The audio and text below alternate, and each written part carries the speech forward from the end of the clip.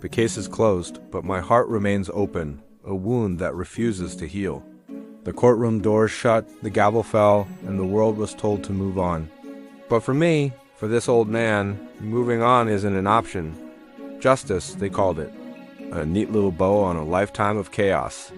But what is justice when the pain still wakes you in the dead of night, a cold sweat clinging to your skin?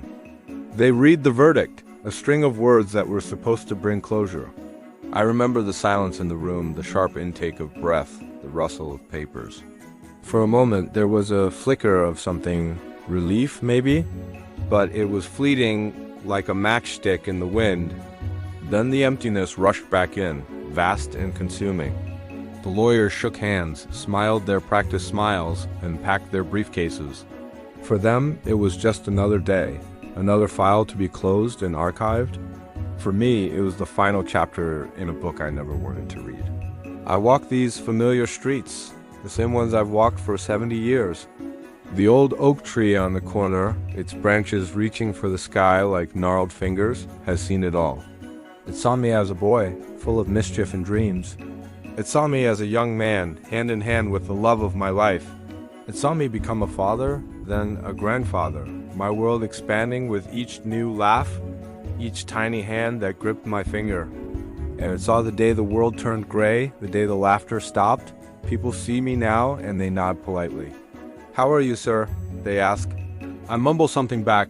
Doing all right, a lie that slips out so easily it almost feels true. But they don't see the tremor in my hands when I try to pour my morning coffee. They don't hear the silence in this house, a silence so loud it's deafening. They don't know that every shadow looks like a memory, every creak of the floorboards sounds like a footstep that will never come again.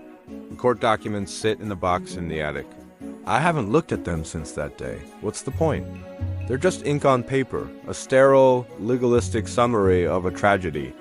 They talk about evidence, testimonies, statutes. They don't talk about the empty chair at the dinner table. They don't talk about the favorite song that can no longer be played. They don't talk about the birthdays that come and go, marked only by a single candle lit in the darkness. My granddaughter, bless her heart, she tries. She calls every day. "Grandpa, have you eaten? Did you go for a walk?" Her voice is a lifeline, a thin thread connecting me to a world that keeps spinning. She wants me to find peace, to let go. "The case is over, Grandpa," she says gently. "You can rest now." But how do you rest when your soul is weary? How do you let go when the memories are all you have left? Sometimes I sit on the porch swing, the one we built together, and I just watch the sunset. The sky bleeds into brilliant oranges and purples, a masterpiece painted across the horizon. It's beautiful, and it hurts.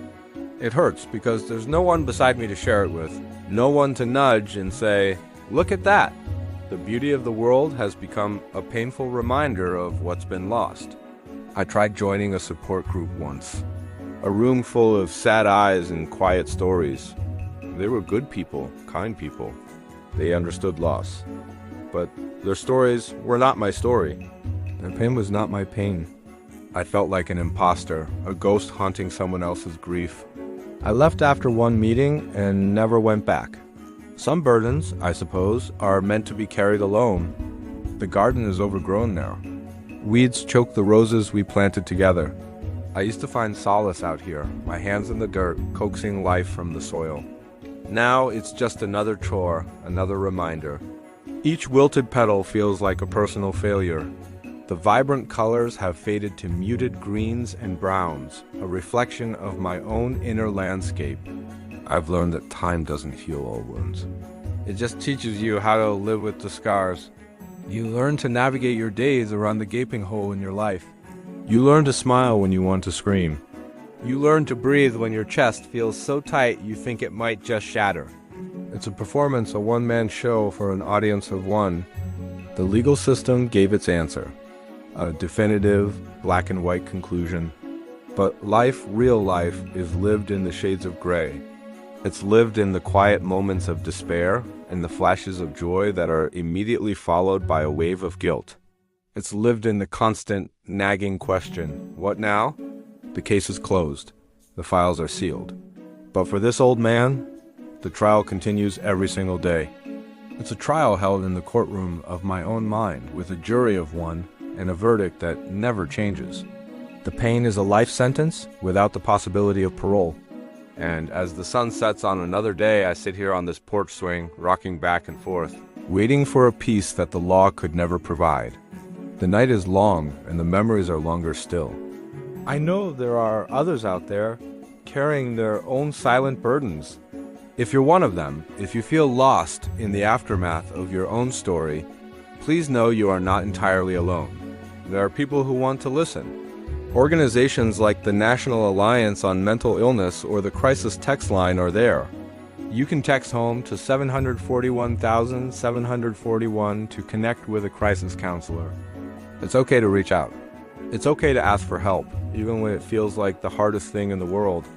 Sometimes, just speaking the pain aloud can be the first step toward finding a path through the darkness. Thank you for listening to my story. Take care of yourselves and each other.